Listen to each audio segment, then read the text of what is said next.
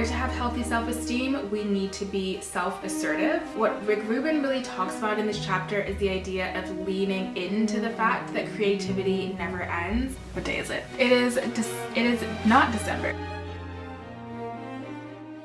It is a very snowy day here in Toronto. About to go out, but before I did that, I wanted to talk about the books that I'm reading. I've actually been committed to one fiction book, which for me is amazing. I'm listening to Tomorrow and Tomorrow and Tomorrow by Gabrielle Zevin. So this book follows the story of a few characters, but the main ones I would say are Sam and Sadie. They meet when they're children in a hospital and they become instant friends, bonding over video games. Then it follows them when they're in university. They decide to work on a video game together. I'm liking it for a few reasons. First, I did not know anything about the video game industry, so that side of things has been quite interesting. I also would say I really enjoy the characters. Sadie, she's very independent, sort of knows what she wants, goes for what she wants, very passionate about her craft. And then Sam's character is also really interesting. He is someone who suffers from a disability. I don't really come across many main characters who are disabled in some way. I think the author does a really good job of exploring what that experience is like for him. He also is a very strong, sort of silent type, but then as the reader, we get to see internally what he's thinking a little bit more. And it's interesting to see the contrast between his behavior and then internally how he's actually feeling. For me, it allows me to be a little bit more empathetic with men in my life who are the strong, silent type. I am 71% through this audiobook. I have listened to just under 10 hours and I have 4 hours left. I'm about to head out now. It looks like it is still snowing, so I'm gonna layer up and I will bring you along with me.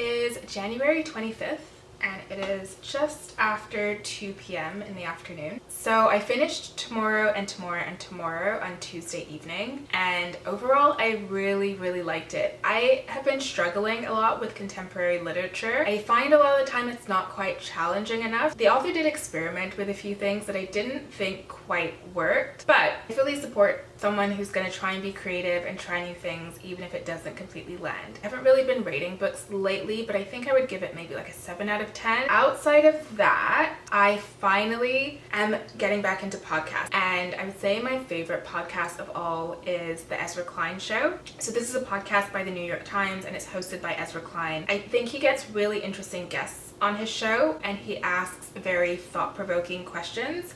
So the podcast is This Is Your Brain on Deep Reading. It's pretty magnificent.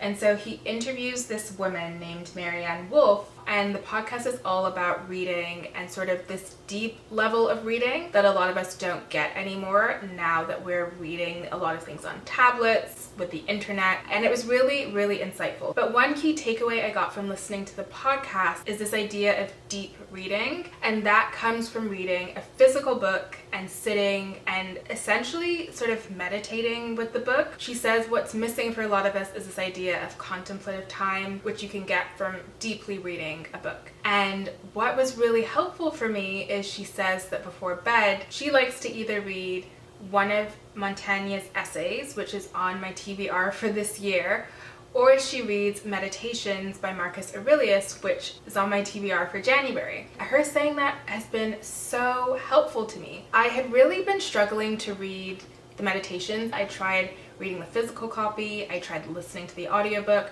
just really couldn't get into it. But what I've started doing over the past few evenings is going to bed a little bit earlier and just listening to the audiobook and essentially meditating as I'm listening to it, and I'm getting so much out of it. So I'm really thankful for that podcast and for hearing Maryanne Wolf's sort of styles and techniques of reading, because it's just unlocked a new level of reading for me, which I'm always excited about. So I'm hoping now I actually will be able to finish Meditations by the end of the month. I will see you tomorrow. Hello! So it is Friday, January 26th. Did some really great reading yesterday evening. First is All About Love by Bell Hooks. This was on my TBR for this month, and yesterday the audiobook finally became available at my library, so I am rereading this while listening to the audiobook, which is a treat. So I had read this book last year, and I wanted to reread it this month and read it in a deeper way than I did last year. I was struggling with this quite a bit, and listening to it as an audiobook has really made all of the difference. So I would say if you're trying to read a book and can't really get into it, maybe try another format. That might be what the issue is. So yesterday I was listening to chapter 4, which is Commitment, Let Love Be in Me. And this chapter is all about the idea that in order to really love others, you have to love yourself and you have to have a healthy level of self-esteem. One concept that really stood out to me as I was rereading this chapter is the idea that in order to have healthy self-esteem, we need to be self-assertive. So in this chapter, self-assertiveness is defined as the willingness to stand up for myself, to be who I am openly, to treat myself with respect in all human encounters. So for me, this idea of self-assertiveness relates a lot to the idea of integrity and just being the same person no matter the circumstances. And Bell Hooks talks about the fact that for a lot of people, we tend to not be self-assertive. Rather, we tend to be very passive and try to avoid conflict as much as possible. And she says that that is very unhealthy because the result is that we're not true to our honest selves. And in the book, Hooks talks about the fact that with women, this idea of not being self-assertive shows up a lot when it comes to the concept of gossiping. Because what gossiping really is not feeling confident enough to share your actual thoughts with a person, and rather to just say what you think is going to make them happy to avoid conflict. But then when you are away from that person, you gossip about them and tell your honest thoughts and feelings that you didn't feel like you could share with them. And this is really disingenuous. And so I'm really trying as much as possible to be honest with people and share my thoughts with them rather than talking to other people about my issues with that person. The audiobook is amazing. The narrator is really, really good.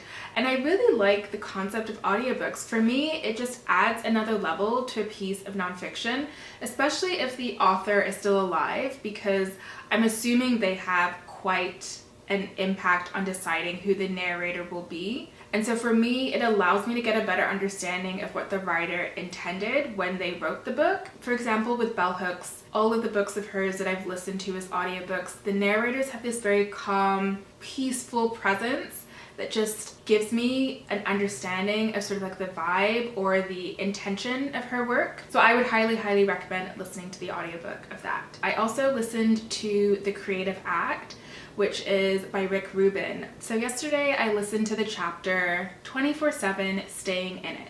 And this chapter was all about the idea that as a creative, your job never ends. You can finish working on a project and then a creative idea comes to you and you spend that evening working on it. What Rick Rubin really talks about in this chapter is the idea of leaning into the fact that creativity never ends and is something that you're always going to be doing. And I really appreciated that chapter. And I find especially with vlogs that give me that creative outlet that I really have been looking for, it never ends. There's always a different way where I think of wanting to shoot something, and especially now I don't really have a lot of expertise when it comes to videography, cameras, lighting, so there's just so much to learn, and a lot of the time I'll have a vision of how I want something to look, but then I have to figure out how to actually execute it. So it feels like all consuming in a sense, and I just wasn't sure if that was okay. So that chapter really spoke to me. It was really, really great. Exactly what I was looking for, just to sort of tell myself that what I was doing was okay. I've been trying now with books to sort of preview them before I commit to reading them. It's almost to me like watching a trailer for a movie.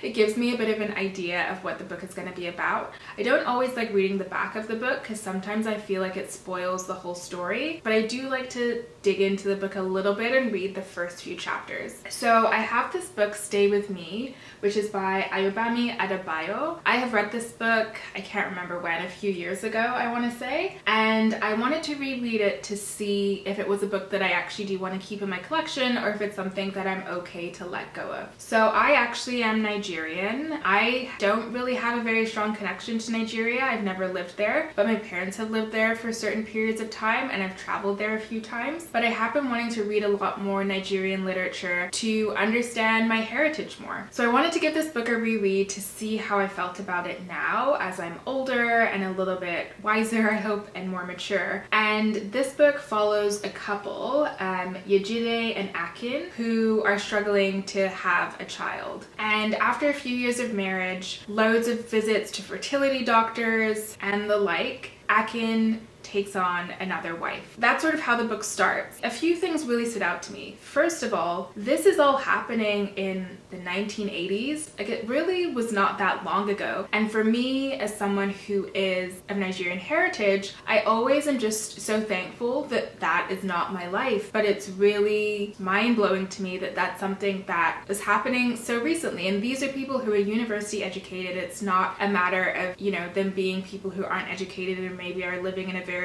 rural part of the country. And then the second thing that really stood out to me was this concept of duty, and it's something that I find really interesting. I really enjoy gangster movies and I like them for a similar reason. What I find really interesting about The Godfather is this idea of duty, because you have this sort of family business and someone who is not supposed to be involved in this business and is supposed to stay clean, but then has this duty or obligation to sort of stand up and do something in order to keep the family business running. And when I was listening to this audiobook, the idea of duty stood out for me again, because you can tell that Akin doesn't really want to have a second wife, but he feels this duty or obligation from his family in order to produce an heir. And because of that, love can only get you so far when you have this duty to other people in your life outside of yourself. So I definitely will be giving that a reread. I haven't quite figured out when,